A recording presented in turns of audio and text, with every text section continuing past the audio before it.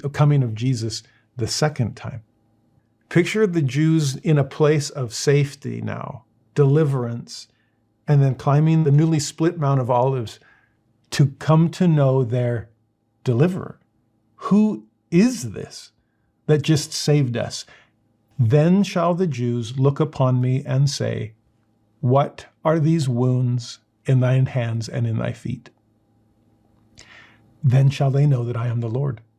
For I will say unto them, these wounds are the wounds with which I was wounded in the house of my friends.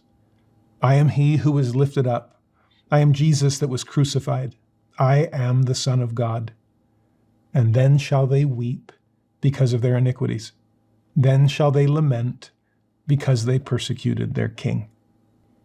That is a recognition of identity because of the wounds that are still being borne by Jesus.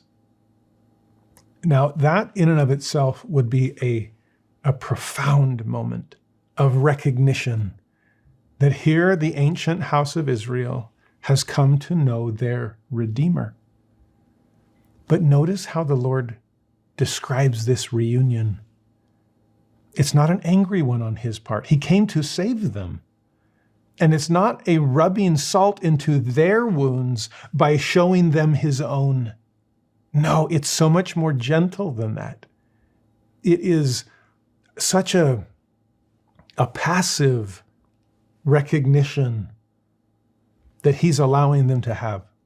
I say passive on purpose because the way the Lord describes this reunion, it's all in the passive voice. To me, it's the most merciful use of the passive voice in all the grammar of God.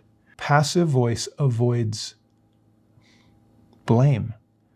In this case, Jesus employs the passive voice so as not to point any fingers of blame at people.